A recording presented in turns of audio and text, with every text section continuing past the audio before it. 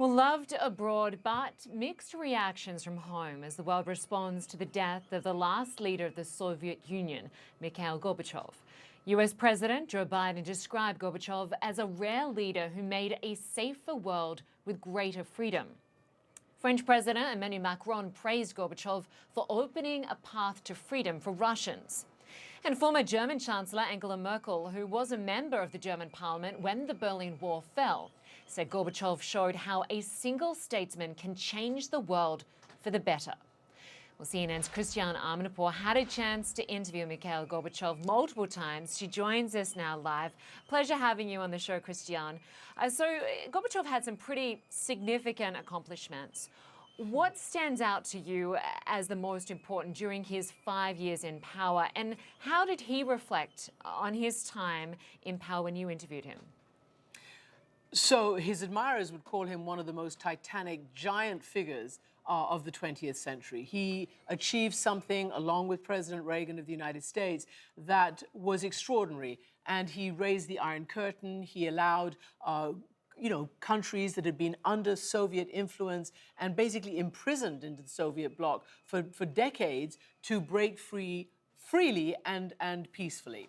And particularly the fall of the Berlin Wall highlighted that. So he has huge achievements: the end of the Cold War, the end of communism as a political structure, really, governing structure in Russia, and also the idea that he joined President Reagan in trying to reduce certain nuclear weapons and trying to, he hoped, President Gorbachev hoped, trying to avoid any kind of nuclear disaster.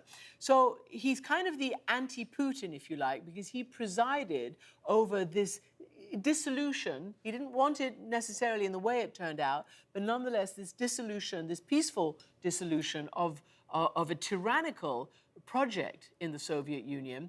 And that's what he wanted to see, the democracy, freedom, and as one of his longtime associates said, moral leadership basically survive inside Russia. Yeah, Christiane, I want to ask you more about that difference between what Gorbachev wanted to create and what Putin is doing right now with his war in Ukraine and what has followed in terms of the unprecedented sanctions and the mass exodus of global companies. So I interviewed, as you said, Gorbachev several times. The last time was in 2012, and that was just as Putin had been re-elected. And he had coined, Gorbachev, this phrase that he said was imitation democracy. And that's what he basically labeled Russia under Putin. He already could see, even in 2012, the trend towards authoritarianism rising there, and it pained him a lot. This is what he said to me. You've called Putin's democracy, or the current Russian democracy, an imitation democracy. Do you think that President Putin is committed to any kind of reform, and will the people's voice be heard under his presidency? I said on the eve of the elections that if the president and his entourage in the future will just continue to try to fool the people with this imitation, that will not succeed. People are protesting, and people might protest in much stronger ways if he just continues his old ways. I think it'll be hard for him, given his nature, to do this, but there is no other way for him but to move toward greater democracy in Russia, toward real democracy in Russia, because there is no other way for Russia to find a way out of its dead end, in which it is now.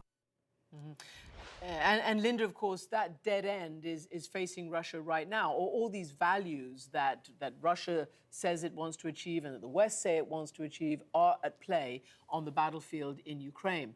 Interestingly, as you know, his reputation, Gorbachev's, is divided inside Russia. Some say that he was to blame for what's going on in terms of the collapse of the Soviet Union, the very difficult economic times that they had right after the end of the Cold War. But I did speak to Gorbachev's longtime translator and colleague and associate, Pavel Palashchenko, who said to me this evening that actually they're getting floods of comments and condolences and sympathies from Russians inside Russia on Gorbachev's death, and particularly from young people and those who want to see a better future for their country and who don't want to end up in that dead end that you heard Gorbachev talk about. Yeah, it is interesting seeing that reaction now. Christiane Amanpour, we are going to stay on this story. Our thanks to you joining us from London. Thanks. Well, the reaction to Gorbachev's death, as Christiane was pointing out, has been quite mixed in Russia. Vladimir Putin has clashed with Gorbachev over the years, said the former Soviet leader led our nation during a period of complex, dramatic changes. But a Kremlin spokesman was less diplomatic. He said Gorbachev's romantic view of Russia and the West working hand in hand did not materialize. Well, I want to